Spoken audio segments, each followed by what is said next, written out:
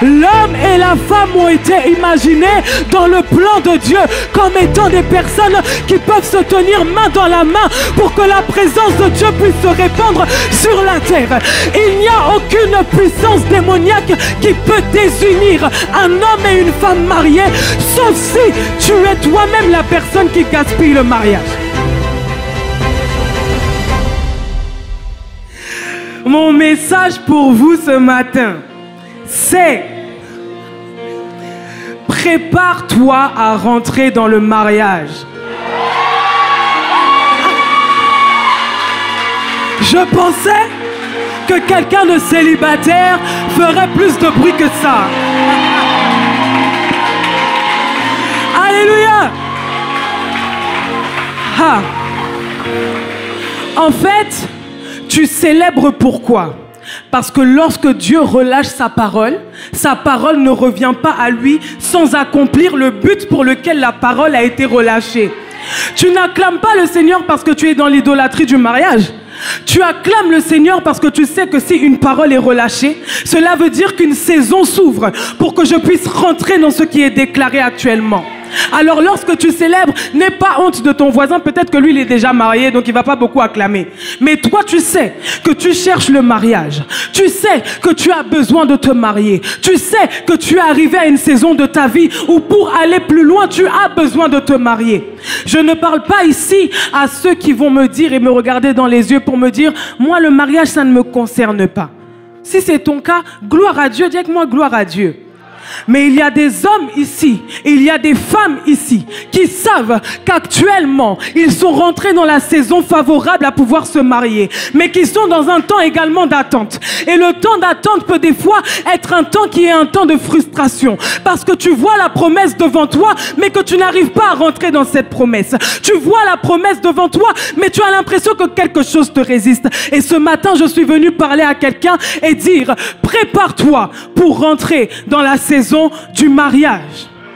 Amen. Et je disais tout à l'heure qu'effectivement, ce message n'est pas adressé à tout le monde puisqu'il y a des personnes mariées dans la salle. Dis avec moi, mariées dans la salle. Mais je prie pour que ce message te parle quand même. Dans le sens où, qu'avec les points que je vais donner, que tu puisses te rééquilibrer même alors même que tu es déjà marié. Que Dieu puisse te parler pour te dire: tu vois, ce point-là, tu ne l'avais pas suffisamment travaillé. Travaille sur ça maintenant. Dieu est un Dieu de grâce. Dieu est un Dieu qui fait faveur à qui se remet entre ses mains. Et ce n'est pas parce que tu es marié que ça veut dire que tu as tout compris. Ce n'est pas parce que tu es marié actuellement que cela veut dire que tu es arrivé à un stade où tu ne progresses plus. Ce n'est pas parce que tu es marié aujourd'hui que cela veut dire qu'un enseignement sur le mariage ne peut plus te parler. Amen. Amen. Prépare-toi à rentrer dans le mariage. Pourquoi faut-il se préparer? Sans préparation, vous risquerez de rater votre saison. Sans préparation, vous risquerez de passer à côté de la bonne personne. Sans préparation, vous risquerez de ne pas savoir comment vous comporter lorsque cette personne va vous approcher. Et sans préparation, mon dernier point, vous finirez par agir comme quelqu'un de oisimo. Dis avec moi oisimo. Luc 14, du verset 28 au verset 30. Car lequel de vous, s'il veut bâtir une tour, ne s'assied d'abord pour calculer la dépense et voir s'il a de quoi la terminer, de peur qu'après avoir posé les fondements, il ne puisse l'achever et que tous ceux qui le verront ne se mettent à le railler. Le railler, c'est se moquer de lui, en disant: cet homme a commencé à bâtir et il n'a pu achever. Je me souviens lorsque j'ai commencé à me poser des questions sur le mariage, j'étais très jeune. Franchement, j'étais très jeune. À l'époque, je ne me considérais pas comme jeune. Comme j'étais trop jeune, moi, je regardais les gens en disant: tu racontes quoi? Mais j'étais très jeune. J'ai commencé à me poser des questions sur le mariage, j'avais 15 ans. Oui, j'étais jeune, mais à l'époque, comme j'étais trop jeune, moi, je regardais les gens en mode c'est vous qui êtes trop vieux, mais moi, je ne suis pas trop jeune. Et donc, j'ai commencé à me poser des questions sur le mariage parce que je savais que je voulais me marier. J'étais vraiment très détendue en me disant que, sincèrement, moi, je sais que je veux me marier et que je vais me marier. Sauf que la question que je me suis posée, c'est que, ok, tu veux te marier, c'est une bonne chose, mais en fait, tu veux te marier, mais c'est quoi le mariage? Parce que tu veux peut-être faire quelque chose, mais si tu ne sais pas ce que ça représente, ou si tu ne sais pas quelles sont les choses que l'on attend de toi à l'intérieur de cette chose, pourquoi est-ce que tu la désires? Donc j'ai voulu me poser cette question, mais c'est quoi le mariage? Pourquoi le mariage? Qu'est-ce qu'on attend de moi dans le mariage? Et qu'est-ce que le mariage m'apporte en tant que personne? Le seul passage que moi je connaissais concernant le mariage, c'était « Femmes, soyez soumises ». Et je me suis dit, bon, quand même, dans la Bible, il ne peut pas y avoir que ce verset-là qui concerne le mariage. Et donc, je me suis dit que si je dois me soumettre à quelqu'un, je dois être absolument au clair sur ce que l'on attend de moi dans cette institution. Et c'est pour ça que tu dois te préparer.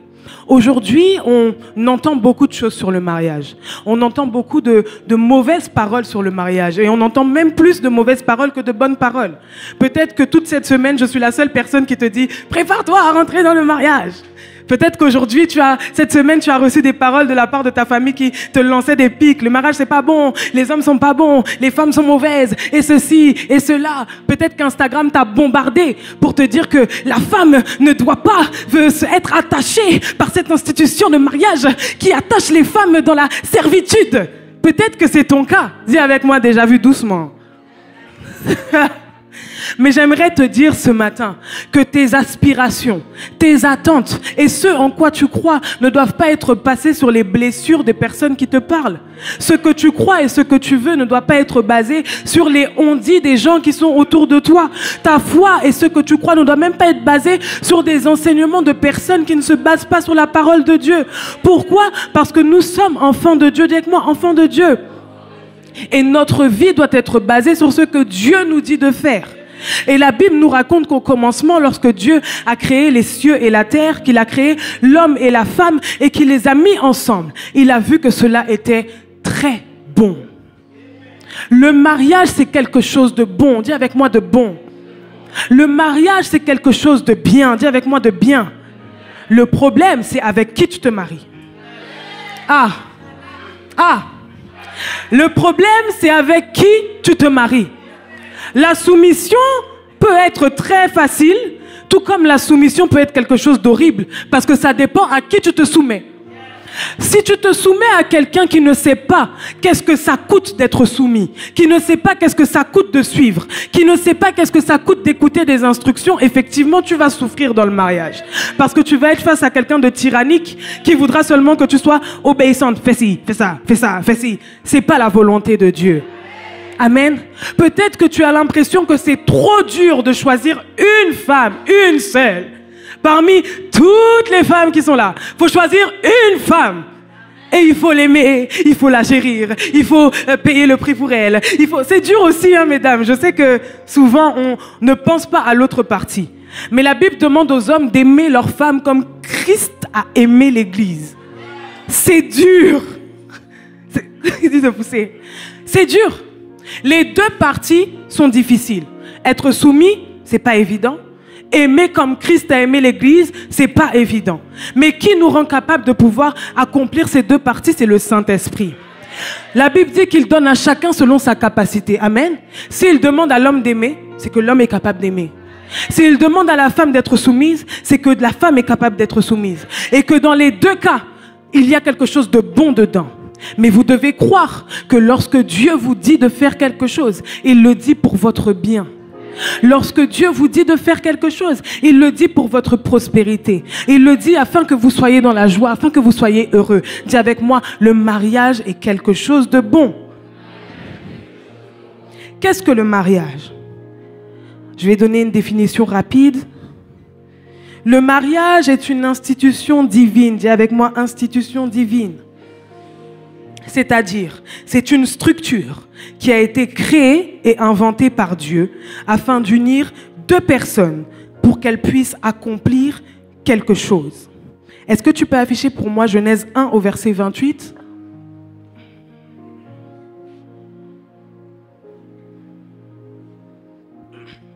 Dieu les bénit. Genèse 1, verset 28. Ok. Dieu les bénit et Dieu leur dit, soyez féconds, multipliez, remplissez la terre et l'assujettissez et dominez sur les poissons de la mer, sur les oiseaux du ciel et sur tout animal qui se meut sur terre. Amen. Le mariage vient pour nous rendre productifs, Le mariage vient pour nous canaliser dans une direction donnée. Le mariage vient pour nous multiplier. Le mariage vient pour amplifier la personne que vous êtes. On l'a déjà vu au Love Code, mais je redis encore parce que certainement, il y a des personnes qui viennent nous visiter pour la première fois. Le mariage amplifie qui vous êtes.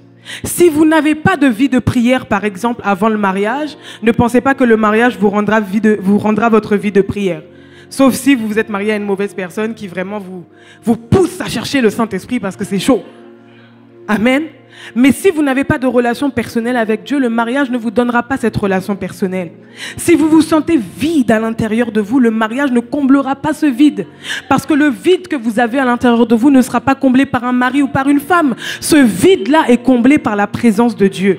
Vous pouvez être entouré de 15, 20, 30, 50 personnes. Si vous n'êtes pas réconcilié avec le Seigneur, ce vide, vous l'aurez toujours. On voit des fois des histoires de personnes qui sont entourées, qui ont de l'entourage, qui ont de la famille qui est présente, de la famille qui est aimante. Et pourtant, ces personnes-là finissent quand même par se suicider. Ces personnes ont quand même des batailles avec des esprits de mort. Ces personnes ont quand même des batailles avec le fait de se dire, est-ce que cette vie mérite d'être vécue? Pourquoi? Parce qu'ils ont un vide à l'intérieur d'eux. Mais ce vide-là ne sera comblé que par la présence de Dieu. Alors mon premier point pour ta préparation au mariage, il faut que tu aies une relation personnelle avec Dieu. Dis avec moi personnelle. Ça semble logique, ça semble normal. Et pourtant pour beaucoup d'entre nous ici, on bataille pour cette relation, cette fameuse relation avec Dieu. On bataille pour cette fameuse vie de prière. On bataille pour cette fameuse foi dans la parole de Dieu. Avant d'entrer dans le mariage, tu dois avoir une relation avec Dieu. Pourquoi? C'est Dieu qui a créé le mariage. Amen. C'est Dieu qui a créé le mariage en ensemble. C'est Dieu qui a créé le mariage. C'est Dieu qui a inventé le mariage. Lorsque Dieu a créé l'homme et la femme, il a décidé de les unir dans le mariage. Il aurait pu créer l'homme et la femme et qu'on soit juste des potes, qu'on soit juste des amis. Pourquoi est-ce qu'on est unis par le mariage? Le mariage, c'est la représentation, c'est l'image de la relation que Dieu veut avoir avec les hommes. Le but du mariage, c'est de marcher dans l'unité. Dis avec moi l'unité. Le but du mariage, c'est de faire en sorte que l'homme et la femme, main dans la main, puissent répandre la domination du royaume des cieux. Le but du mariage, la conception du mariage, c'est que l'homme et la femme soient ensemble. L'homme et la femme soient unis. L'homme et la femme marchent en ayant la même manière de voir les choses. Et vous comprenez pourquoi le diable cherche constamment à mettre inimitié entre l'homme et la femme. Aujourd'hui, on a l'impression que c'est les hommes qui se battent contre les femmes et que c'est les femmes qui se battent contre les hommes. Alors que dans la pensée de Dieu, à la base, c'est pas comme ça que ça doit se faire. Et vous comprenez pourquoi, chers couples mariés, vous avez du mal des fois à prendre des décisions en commun, juste parce que vous êtes mariés. Vous avez du mal des fois à être en accord. Et des fois c'est bizarre, tu te dis mais c'est trop bizarre. Avant le mariage, on arrivait à parler. Avant le mariage, on arrivait à discuter. Mais comme par hasard, depuis qu'on est marié, on dirait que la personne s'est métamorphosée, qu'elle est devenue une personne étrangère. Dis avec moi déjà vu. Le diable travaille à ce que nous soyons incapables de travailler ensemble. Pourquoi ? Parce que la Bible dit que la prière fervente du juste a une grande efficacité de 1, de 2. 1 chasse 1000, 2 chasse 10 000, de 3. Là où 2 ou 3 sont assemblés en mon nom, je me tiens au milieu d'eux.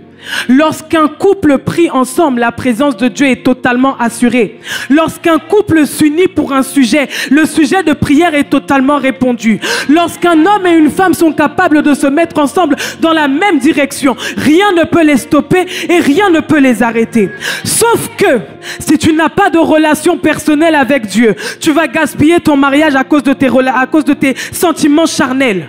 Je le sens pas. J'ai pas envie, je suis pas disposée, il m'énerve trop.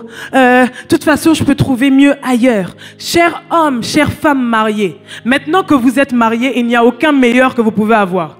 Votre meilleur, c'est celui qui est là. Votre meilleur, c'est celui qui est là. Si tu es à côté de ta femme et de ton mari, dis-lui, c'est toi mon meilleur.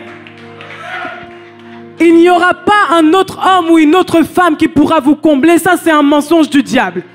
Parce que avant d'être marié à cette personne, tu venais nous fatiguer à l'église pour nous dire que oh, je brûle, oh, c'est elle que j'aime, oh, c'est elle que je veux, oh, c'est elle qu'il me faut. Alors tu vas rester dans ce mariage et tu vas te battre pour que ça fonctionne. Tu vas rester dans ce mariage et tu vas te battre pour que ça fonctionne. L'homme et la femme ont été imaginés dans le plan de Dieu comme étant des personnes qui peuvent se tenir main dans la main pour que la présence de Dieu puisse se répandre sur la terre.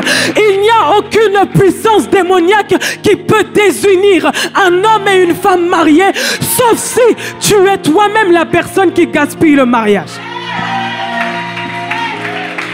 Tu ne t'es pas marié pour toi-même et tu ne te maries pas pour toi-même. Tu te maries parce que nous avons un mandat, le mandat d'assujettir, le mandat de dominer, le mandat de se multiplier, le mandat d'assujettir sur la terre. Amen. Et c'est ça le problème. Lorsque l'on se marie, parfois on oublie qu'on s'est marié pour faire quelque chose. On s'est marié pour accomplir quelque chose. On s'est marié parce que Dieu a mis un battement de cœur dans mon cœur et dans ton cœur aussi. Et que ces battements de cœur ensemble font en sorte que nous sommes dans l'unité. Et lorsque nous marchons dans l'unité, Dieu nous donne la capacité. Amen. Tu peux acclamer.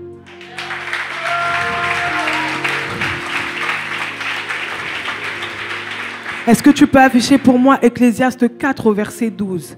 J'ai dit que ce n'était pas pour les mariés, mais je sens que ça monte. Les couples mariés, Dieu vous aime. Dieu vous aime. Vous êtes des exemples et des modèles dans votre environnement. Parfois, la routine nous fait perdre de vue qu'en fait, il y a des gens qui nous observent. Il y a des gens, quand ils prient, ils disent à Dieu, moi Seigneur, je veux avoir un mari et un mariage comme les Lambert, comme les Bolivar, comme les Héraclides. Et toi, dans ton mariage, tu es en mode, Seigneur, j'en ai marre, ah, c'est par nous. Il y a des gens qui, lorsqu'ils vous regardent, voient la gloire de Dieu. Il y a des gens qui, lorsqu'ils regardent à votre mariage, vous les encouragez à rentrer dans le mariage. Parfois, dans nos familles respectives, on n'a pas de modèle. Parfois, dans nos familles respectives, quand on regarde les mariages, tu te dis, vaut mieux pas rentrer. Parfois, quand tu regardes les mariages de ta famille, tu te dis, mais Seigneur, est-ce que c'est possible? Mais quand tu viens à l'église et que tu vois les gens mariés, les couples mariés, les réunions des mariés, les personnes qui viennent ensemble, qui finissent même des fois par se ressembler physiquement, tu te dis, mais Seigneur, en fait, c'est ça que je veux. Pas pour Instagram, pas pour la fame, pas pour la célébrité, pas pour juste avoir l'étiquette de on est un couple marié, mais parce qu'au travers de vous, vous êtes en train d'accomplir le mandat de Dieu, un homme et une femme ensemble pour répandre le royaume des cieux sur la terre. Le mariage, c'est une institution qui nous a été donnée depuis la création et la fondation de la création du monde. Le mariage est sacré.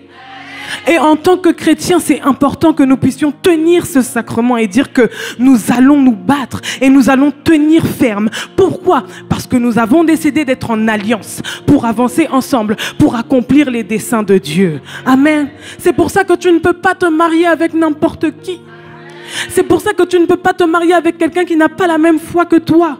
C'est pour ça que tu ne peux pas te marier avec quelqu'un qui doute de la présence de Dieu. Parce que tôt ou tard, ça va t'affecter. Tôt ou tard, ça va te faire du mal. Il faut vraiment avoir un mental très solide pour être marié avec un inconverti ou une inconvertie et garder sa foi en feu. Regardez. Souvent, on remarque que les femmes ont plus de facilité à se dire « c'est pas grave, même s'ils ne croient pas en Dieu, ça va aller, on va s'en sortir, etc. » Peut-être que tu es dans cette situation aujourd'hui où tu te dis c'est pas grave, on verra après, ça va s'arranger. La Bible dit que tu peux gagner ton mari, hein, ton mari quand vous êtes déjà marié, amen. Mais quand vous n'êtes pas marié, ne te prends pas ce poids sur ton corps. Regarde les sœurs autour de toi, va leur poser des questions. Va leur dire mais en fait là par exemple tu t'étais marié comme ça, mais aujourd'hui ce serait quoi ton conseil?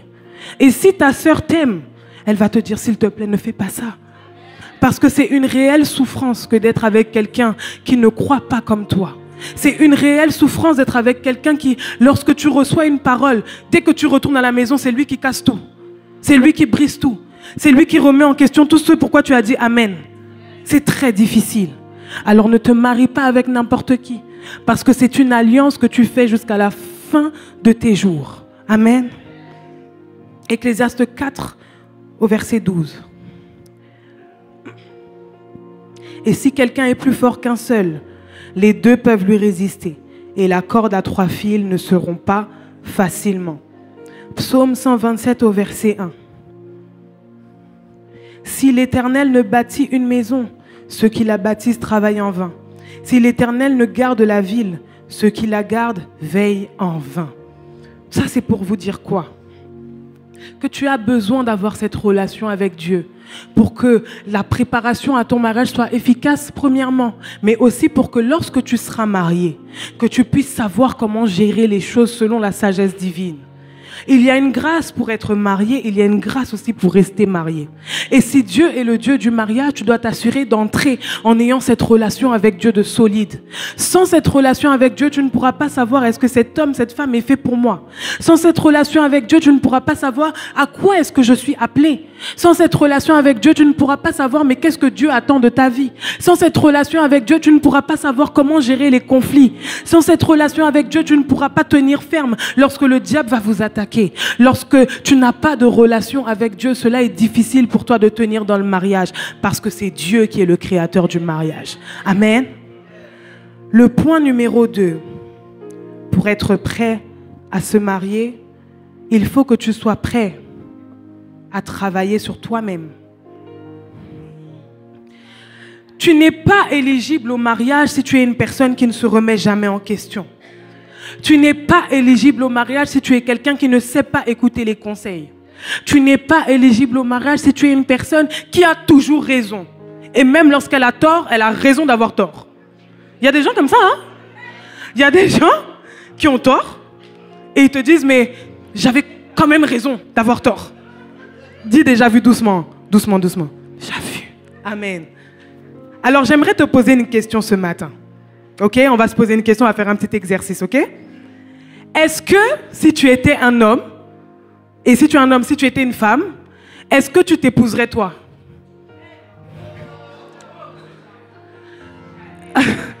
C'est un petit exercice, c'est juste pour savoir.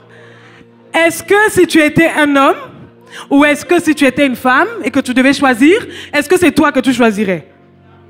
Si la réponse est non, cela veut dire que tu considères que tu as des choses à travailler, qu'il y a des choses en toi qui te disqualifient pour être marié. C'est que tu considères que tu pourrais être une meilleure version de toi-même. Alors pourquoi tu ne travailles pas?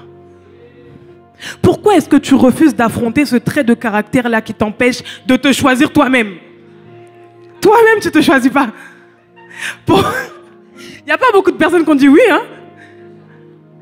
Pourquoi est-ce que tu ne travailles pas justement ce trait de caractère qui pour toi-même te rend disqualifié? Pourquoi est-ce que tu ne prends pas le temps de t'asseoir et de te dire, ok, si je ne me choisis pas, pour quelles raisons je ne me choisis pas? Et quelles sont les choses sur lesquelles je peux travailler? Quelles sont les choses sur lesquelles je dois faire des efforts? Quelles sont les choses sur lesquelles je dois prier pour faire plus, pour faire mieux? Tu n'es pas, comment dire, tu n'es pas conditionné à rester tel que tu es aujourd'hui. En tant que personne et en tant qu'enfant de Dieu, tu peux progresser. Tu peux changer. Les blessures que tu ressens, elles peuvent guérir. Les traumatismes que tu as eus, elles peuvent guérir. Ton trait de caractère que tu trouves trop dur, il peut changer. La colère que tu manifestes souvent, elle peut s'arrêter. Alléluia. Moi, je le disais la dernière fois à Bible Meetup, j'étais quelqu'un, c'était impossible pour moi de parler en public. Je vous donne un exemple.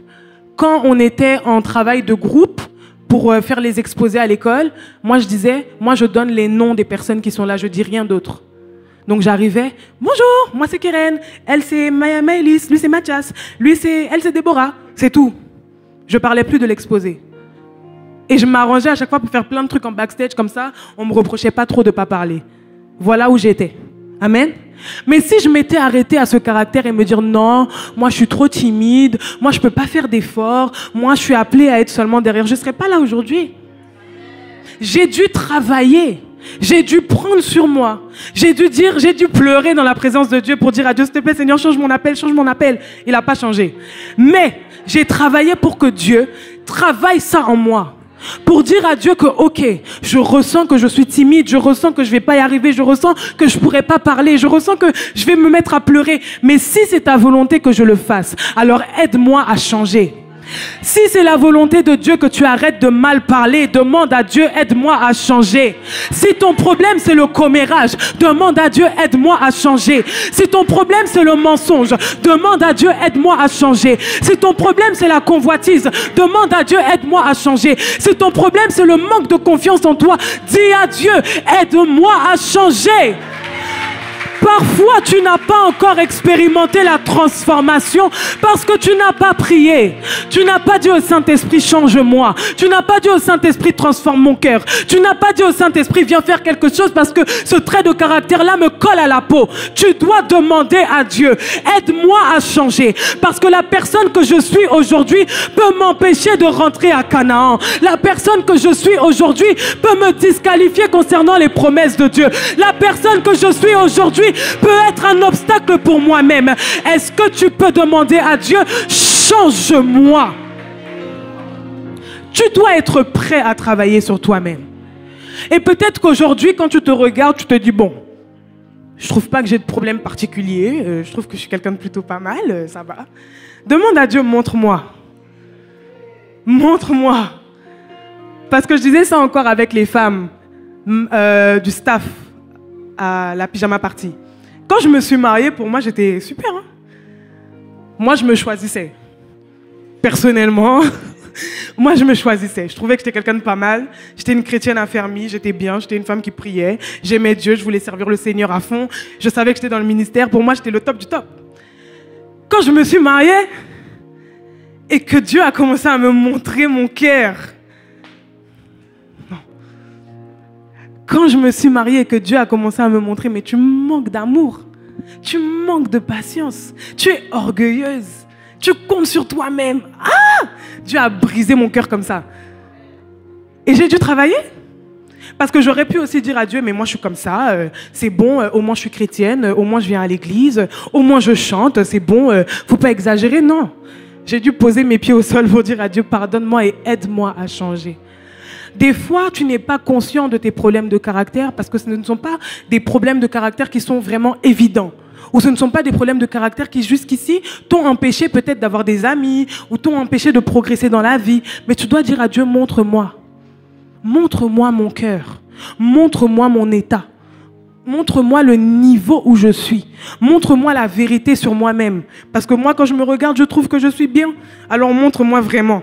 Parce que si tu es quelqu'un de bien, mais que jusqu'ici tu n'es pas encore rentré dans le mariage, alors que tu y aspires, c'est qu'il y a forcément un petit problème.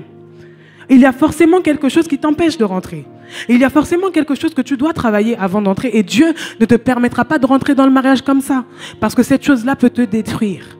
Dis avec moi, je ne détruirai pas mon mariage. Mon troisième point, c'est pour rentrer dans le mariage, tu dois être prêt à aimer. Dis avec moi, prêt à aimer.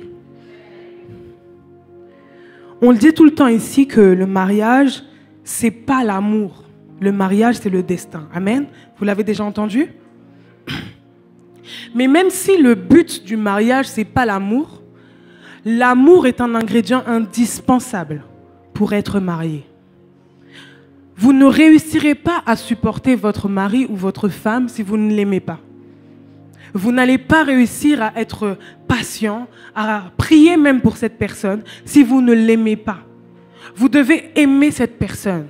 Lorsque vous voyez cette personne, vous devez vous dire, oui, j'ai envie de passer mon temps avec cette personne. J'ai envie de vivre avec cette personne. J'ai envie de voir cette personne évoluer. J'ai envie de voir cette personne aller le plus loin possible avec le Seigneur. Si vous n'aimez pas cette personne, le temps va vous sembler très, très lent.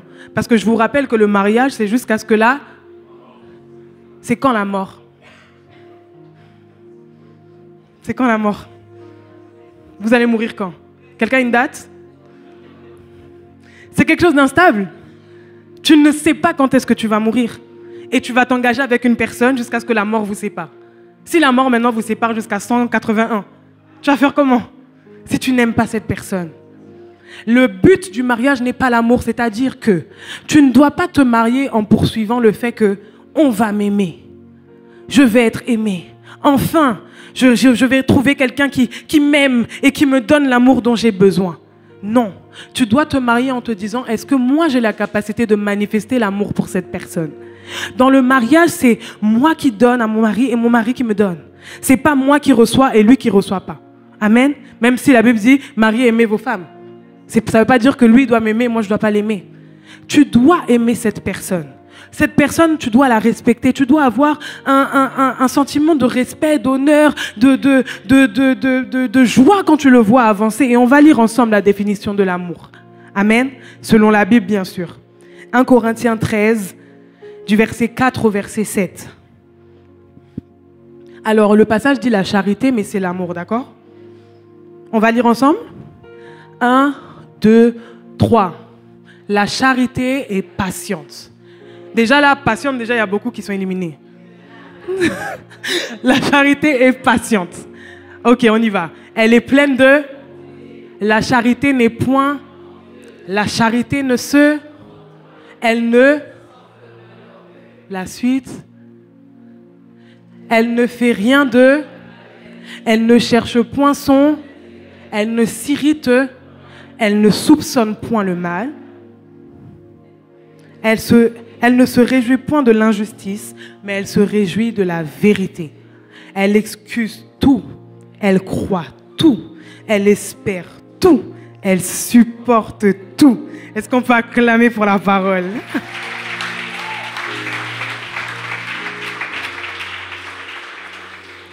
La charité est patiente. Elle n'est point envieuse, pleine de bonté, ne s'enfle pas d'orgueil, ne fait rien de malhonnête, ne cherche point son intérêt. Elle ne s'irrite point, elle ne soupçonne point le mal, elle ne se réjouit point de la justice, mais elle se réjouit de la vérité. Elle excuse tout, elle croit tout, elle espère tout, elle supporte tout. Waouh! Oui, tu peux acclamer. Waouh! L'amour, c'est quelque chose de divin. Tu ne peux pas manifester l'amour si déjà au niveau de la relation avec Dieu, tu n'y es pas. Parce que pour supporter tout, croire tout, espérer tout, tout ça là, ne serait-ce que pour être patient, tu as besoin que le Saint-Esprit te remplisse. Amen. Tu as besoin que le Saint-Esprit vienne mettre en toi cette capacité-là d'aimer, cette capacité de supporter. Même lorsque tu as envie de t'énerver, le Saint-Esprit à l'intérieur de toi te dit, calme-toi. Même lorsque tu as envie de répondre quelque chose, le Saint-Esprit te dit, wow, tranquille, ça va aller. Même lorsque tu as envie de te débattre, même lorsque tu as envie de taper du poing sur la table, le Saint-Esprit te dit, ok, tu as raison, mais ne manifeste pas comme ça. Attends un petit peu. C'est le Saint-Esprit en toi qui te permet de le faire. Tu vas essayer de faire par tes propres forces, tu vas réussir seulement lundi. Comme on est dimanche, ce sera frais dans ta tête, tu auras mon visage qui fait comme ça et tout, tu vas pouvoir le faire. Mais mardi, tu vas dire non, par contre, on ne va pas abuser ici. Parce que ce n'est pas juste une question de décision, même si la décision, c'est le point de départ. Ok? Tu dois décider d'aimer cette personne. Ok? C'est le point de départ. Mais pour réussir à tenir dans cet amour-là, tu as besoin que le Saint-Esprit te remplisse d'amour. Tu as besoin de voir cette personne avec les yeux de Dieu. Tu as besoin de voir cette personne avec la mentalité de Dieu. Si tu n'arrives pas à voir cette personne comme Dieu la voit, tu vas tout gaspiller parce que ce n'est pas facile de supporter quelqu'un tous les jours. Là, peut-être que tu aimes cette personne et c'est facile parce que vous vous voyez 2 fois par semaine, 3 fois par semaine. Vous vous voyez à l'église, vous voyez, vous êtes bien habillés, vous êtes disposés à vous voir. Mais là, que tu aies envie ou pas, vous habitez ensemble. Que tu aies envie ou pas, vous êtes dans la même maison. Que tu aies envie ou pas, il est dans ton lit. Que tu veuilles ou pas, si lui il a besoin de parler, tu parles. Si toi aussi tu as besoin de parler, il n'a pas le choix, il doit parler. C'est pas facile. C'est le Saint-Esprit en toi qui te donne cette capacité-là de pouvoir aimer, de pouvoir manifester l'amour. Et l'amour, c'est quelque chose de vraiment divin. Tu ne peux pas aimer si le Saint-Esprit ne t'a pas rempli. Alors si aujourd'hui, tu es quelqu'un de célibataire ou même quelqu'un de marié et que tu remarques que c'est difficile pour toi d'aimer les autres, c'est difficile pour toi d'être patient, c'est difficile pour toi d'avoir compassion, c'est difficile pour toi de comprendre, de te mettre à la place des autres, je t'invite à juste dire à Dieu, Seigneur, aide-moi à aimer. Aide-moi à aimer. Aide-moi à aimer la personne que je vois en face de moi. Aide-moi, Seigneur, à voir cette personne comme toi, tu la vois. Aide-moi, Saint-Esprit. Et ce point-là, ce n'est pas seulement pour le mariage. Tu as besoin d'aimer les gens pour aller évangéliser.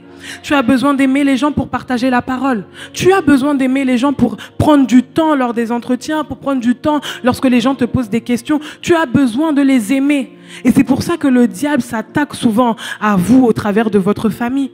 Parce qu'il sait que lorsque vous acceptez Jésus, si vous n'aimez pas votre famille, vous n'allez jamais retourner les voir pour leur dire « c'est possible en Christ ». Ne laissez pas l'ennemi gagner à l'intérieur de votre cœur. Parfois, nous sommes séparés des membres de notre famille, mais c'est juste pour un temps. Regardez Joseph. Il a été séparé de sa famille pendant un long moment. Il est parti, il a été vendu en Égypte. Et d'ailleurs, c'est sa famille qui l'a vendu.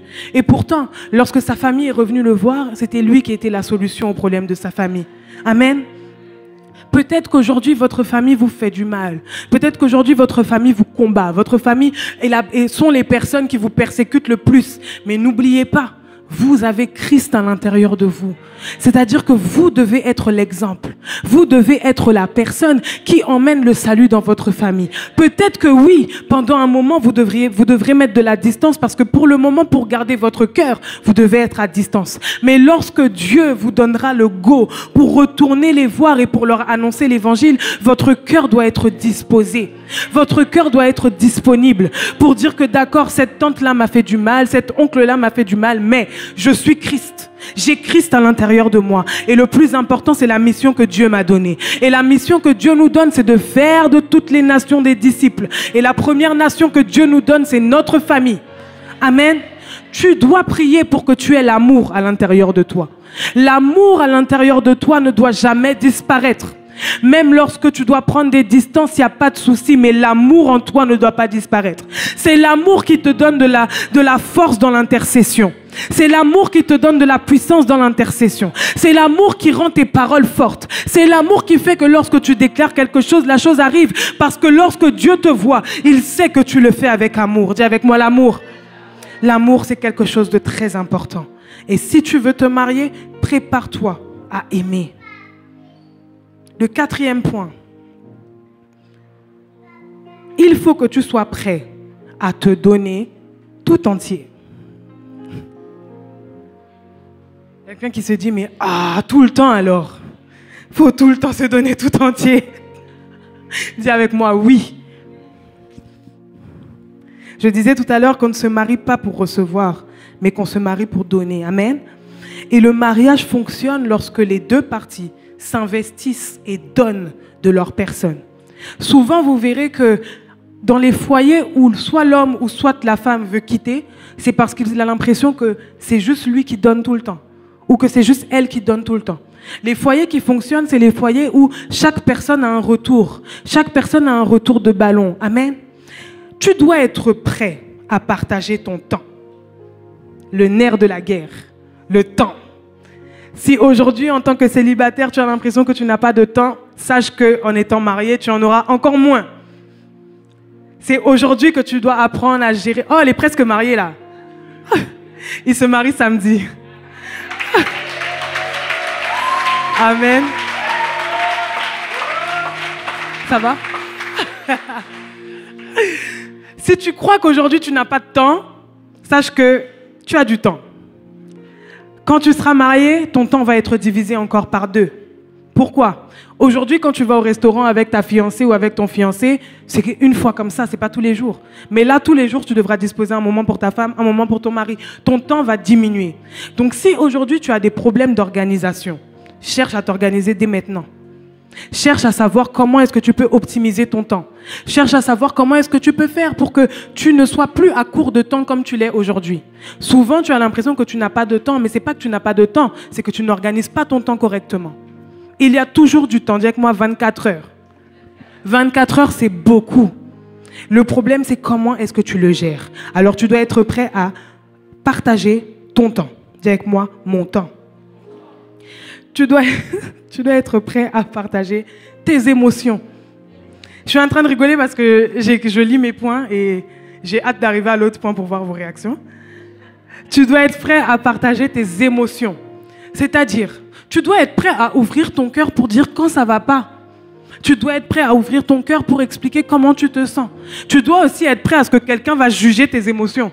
Pour dire, oh, mais toi aussi, tu es tout le temps en train de pleurer. Ça fait mal. Mais c'est important. Parce que certaines fois, si personne ne te dit que là tu abuses, tu ne vas pas te rendre compte toi-même que peut-être tu es trop sensible ou que peut-être tu exagères dans ta réaction. Parfois, tu as besoin que quelqu'un te fasse « Oh, toi aussi !» pour te dire « Ah ouais, bon, moi aussi. » D'accord. Tu vas devoir partager tes émotions. Et ça, c'est plus difficile pour les hommes. Parce que les hommes, ce n'est pas forcément des gens, des émotions. Mais ça ne veut pas dire qu'ils n'en ont pas. Et vous devrez être prêts, femmes, à supporter les émotions de vos maris. Parce que ça peut être déstabilisant de se rendre compte que le gars qui est face à moi est triste. Qu'est-ce que je fais de sa tristesse? Et d'être capable de toujours respecter cette personne même lorsque vous voyez ses faiblesses. D'être capable de supporter cette personne même lorsque vous voyez sa nudité. Amen. Ensuite, partager son corps. Je ne vous regarde pas. Dis avec moi son corps. Oui.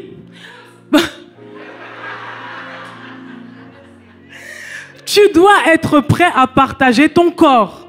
Dis avec moi mon corps.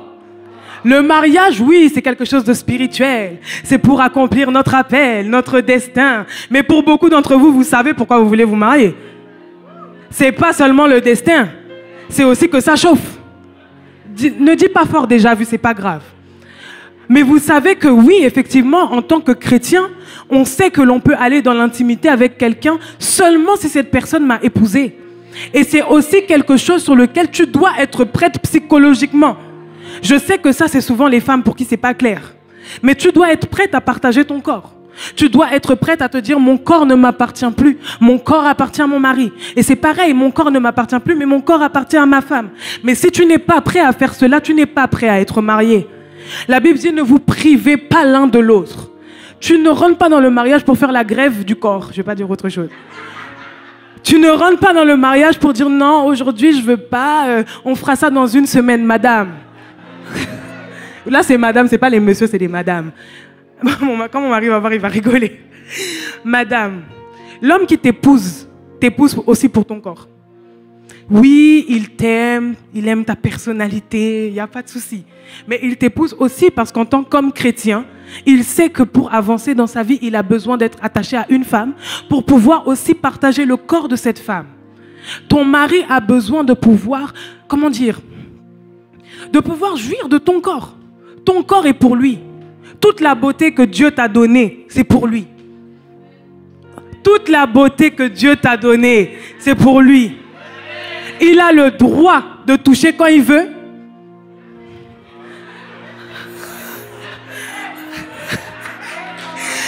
Il a le droit de demander quand il veut. Il a le droit de venir quand il veut. Parce que vous êtes mariés. J'ai pas dit qu'il doit te forcer, reste là. Ah, non, j'ai pas dit ça. Mais tu dois être prête psychologiquement à te dire que lorsque je me marie, avoir des rapports intimes avec mon mari, c'est aussi le servir. Avoir des rapports intimes avec mon mari, c'est aussi le respecter. Avoir des rapports intimes avec mon mari, c'est aussi le préserver. Parce que pour un homme et pour une femme, les rapports intimes ne sont pas pareils. Un homme ne peut pas vivre sans rapport intime. Une femme, bon, ça dépend des saisons, quoi. Une femme, si elle te dit, bon, là, pendant 2 mois, il n'y a rien, il n'y a rien.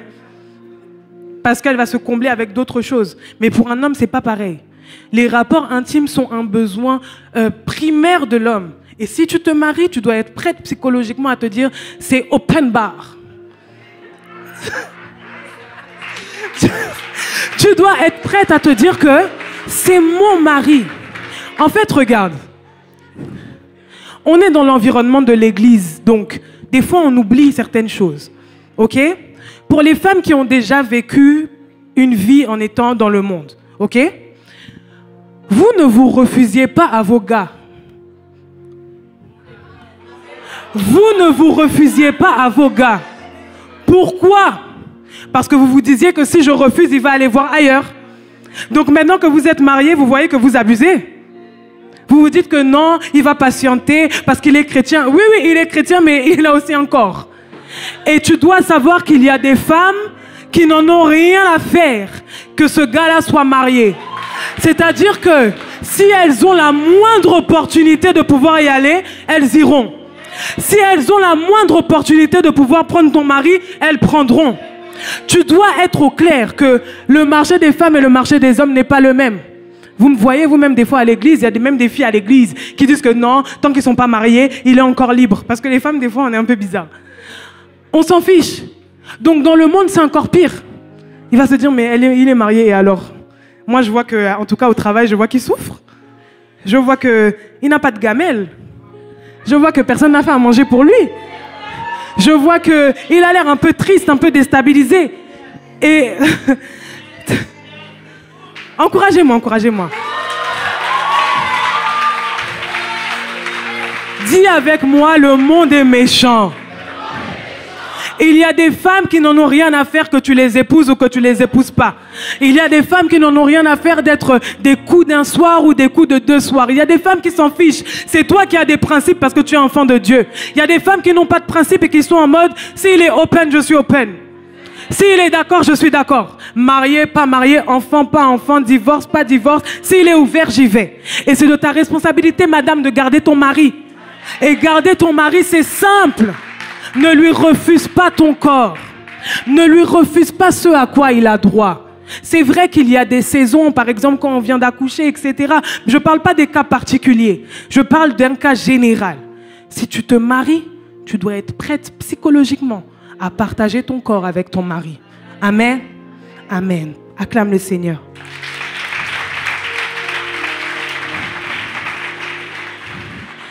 Et en dernier, tu dois être prêt à partager ton argent. Vous acclamez pas fort, hein? Ces 2 points-là, ces 2 points qui sont difficiles. Le corps et l'argent, je sais que c'est des points sensibles. Mais quand tu te maries avec quelqu'un et que vous faites une seule chair, ton argent, c'est son argent. Son argent aussi, c'est ton argent. Amen. Et tu dois être prêt psychologiquement à te dire que je vais partager mon argent. C'est pour ça qu'avant le mariage, ne dites pas seulement « je t'aime, je t'aime, je t'aime ». Dites aussi « c'est comment ton état financier ». Tu as des dettes, tu as des crédits, tu as des prêts, tu es tout le temps à découvert. Comment tu gères? C'est quoi ton salaire? Qu'est-ce qui te reste à la fin? Comment ça se fait que tu as découvert alors que tu gagnes 1 200 €? Explique-moi un peu, qu'est-ce qui passe sur ton corps? C'est quoi tes prélèvements? Vous devez parler de ça aussi. Parce que l'argent, c'est quelque chose d'important dans le foyer. Si vous êtes quelqu'un qui avait une extrême bonne gestion, ça va vous frustrer de devoir tout le temps combler la mauvaise gestion de la personne avec qui vous êtes. Si vous êtes quelqu'un qui gère, si vous êtes 2 personnes qui gèrent mal, vous allez être inconscient de votre mauvaise gestion, mais nous, on saura que vous gérez mal parce que vous allez venir à l'église en étant stressé. La gestion de l'argent, c'est comme la gestion du temps. Si aujourd'hui, en étant seul, célibataire, tu n'arrives pas à t'en sortir, tu n'arrives pas à gérer l'argent, tu dois t'asseoir pour regarder, mais en fait, qu'est-ce qui se passe avec mes finances? Et tu remarqueras qu'en réalité, il y a beaucoup de dépenses peut-être que tu fais aujourd'hui qui ne sont pas des dépenses utiles, qui sont des dépenses que tu fais sans même t'en rendre compte. Parfois, ici même, avec la carte bleue et avec Apple Pay, tu te rends même pas compte. Aujourd'hui, j'ai dépensé 120 €, mais 120 € pourquoi? J'ai mangé, je suis sorti. Non, non, non. Il faut que tu aies du contrôle sur ton argent. Amen. Donc, on doit être prêt à partager son temps, ses émotions, son corps et son argent. Genèse 2, verset 24 au verset 25.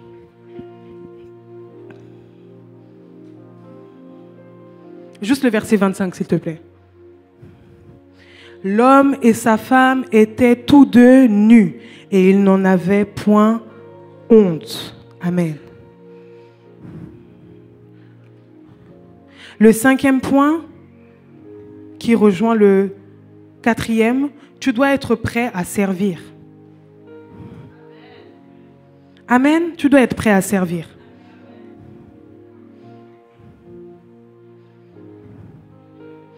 Je disais tout à l'heure, tu dois être prêt à servir ton mari, à servir ta femme. Tu dois être prêt à servir le corps de Christ. On se marie pour accomplir quelque chose.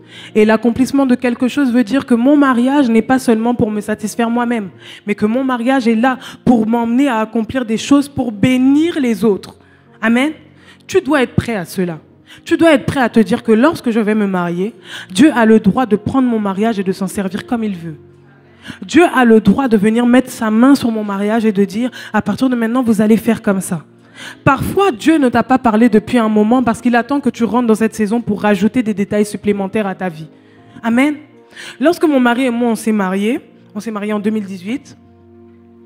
Bon, on s'est mariés, on savait qu'on voulait, qu'on devait servir à plein temps, on savait qu'on devait être dans le ministère. Ça, c'était pas des questions qu'on n'avait pas réglées, on le savait. Et c'est d'ailleurs pour ça qu'on était très, très pointilleux lorsque on se parlait. On se posait des questions, on avait des cahiers, on faisait des résumés. Ouais, mais tu m'avais dit ça la dernière fois, mais c'est pas trop clair et tout. Parce qu'on savait pertinemment que nous, on allait servir à temps plein. Et il fallait qu'on soit sûr que la personne qui est avec nous est vraiment engagée de la même manière. Moi, j'avais besoin d'être sûr qu'en tant qu'homme, il n'allait pas me dire non, mais la Bible dit femme, soyez soumise, donc moi, je veux pas que tu serves Dieu. Et lui, il avait besoin d'avoir une femme qui ne va pas lui dire « Ah non, c'est bon, on ne sert pas Dieu, on a besoin de faire notre vie, etc. » Donc on s'est mariés en 2018. Et on savait qu'on devait servir le Seigneur. Maintenant, personnellement, parce que lui, il dit autre chose, lui, il savait. Mais moi, personnellement, je ne savais pas qu'on allait faire une église en 2019. Et j'ai dit à Dieu « Mais t'abuses quand même. » J'ai dit oui, que je veux te servir et tout, mais on vient de se marier. Pour moi, on allait faire une église peut-être quand on aurait 35 ans, genre dans longtemps.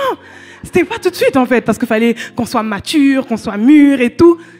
Et quand mon mari me dit oui, Dieu m'a parlé, il m'a vraiment convaincu que là, on doit commencer l'église. Je dis ok, quand? Lui, il me regarde, lui aussi. En fait, moi, je suis choquée de ce qu'il me dit, et lui, il est choqué que je sois choquée. On est tous les deux choqués. Et donc, je le regarde, je fais quand? Il me dit, mais maintenant là, c'est bon, on a un local, il faut juste qu'on fasse la peinture et tout. Le premier culte, c'est quand? Ben dimanche.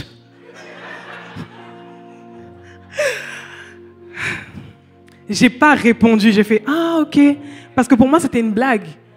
C'était vraiment, pour moi c'était une blague. J'ai commencé à y croire lorsque j'ai vu qu'il achetait les pots de peinture. J'ai dit ah en fait il rigole pas, c'est vraiment vrai. On commence une église là dans 2 semaines.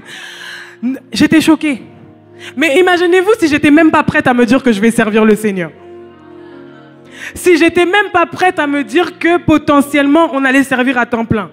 J'allais peut-être être la personne qui mettait des bâtons dans les bâtons dans les roues de mon mari. J'allais peut-être être la personne qui lui parle mal. J'allais peut-être être la personne qui l'insulte, qui le critique, qui lui dit « Oh, toi, t'es trop comme ça ». Qui, à chaque fois, il va à l'extérieur, on l'acclame « Ouais, pasteur Anthony, trop bien, tu nous as bénis ». Quand il rentre à la maison...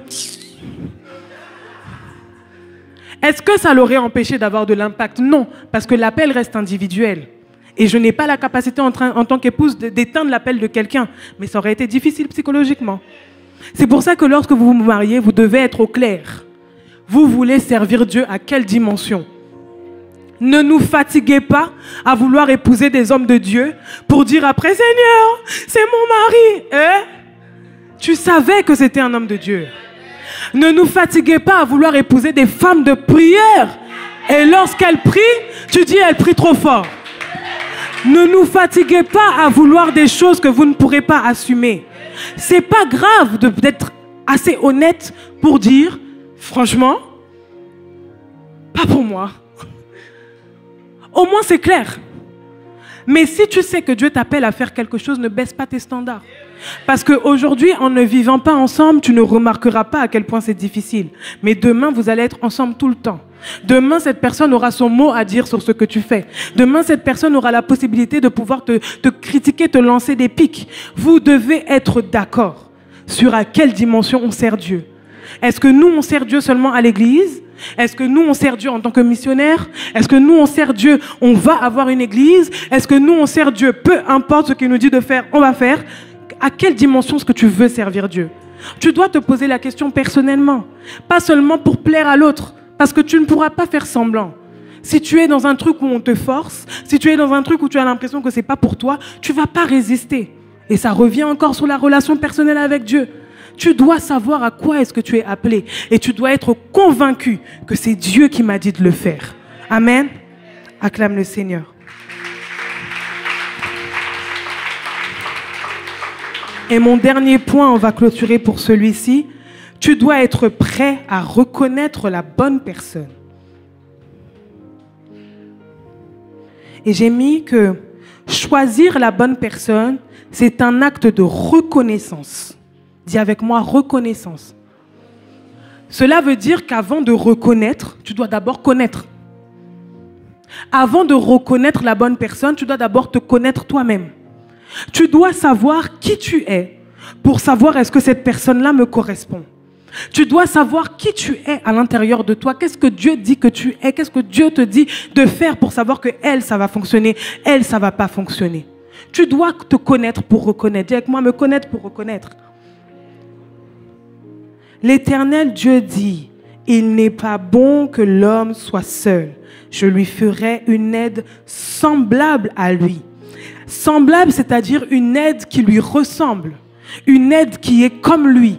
Quelqu'un qui est semblable à cette personne. Quelqu'un que l'on voit et qu'on se dit, mais oui, ils sont pareils. Ils ont des caractéristiques en commun. On voit que lorsqu'on les voit ensemble, on voit que c'est quand même logique qu'ils soient ensemble. Amen. Je lui ferai une aide semblable à lui. Tu dois connaître tes spécificités, ta mission sur terre, tes battements de cœur. Jérémie 1 au verset 5. Avant que je t'eusse formé dans le ventre de ta mère, je te connaissais. Et avant que tu fusses sorti de son sein, je t'avais consacré, je t'avais établi prophète des nations. Amen. Cela veut dire qu'il y a un plan déjà défini pour toi. Et que l'entrée dans ce mariage-là est censée faire en sorte que tu puisses te déployer librement.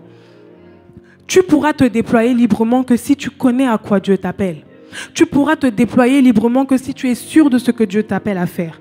Peut-être que tu n'es pas clair véritablement sur des éléments précis, mais tu sais par exemple si tu veux servir à fond ou pas.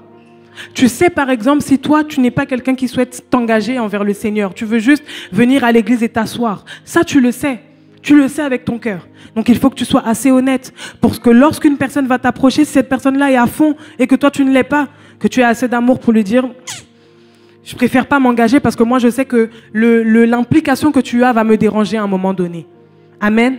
Tu dois te connaître pour reconnaître la bonne personne. C'était mon message pour vous aujourd'hui. L'homme et la femme ont été imaginés dans le plan de Dieu comme étant des personnes qui peuvent se tenir main dans la main pour que la présence de Dieu puisse se répandre sur la terre. Il n'y a aucune puissance démoniaque qui peut désunir un homme et une femme mariés, sauf si tu es toi-même la personne qui gaspille le mariage.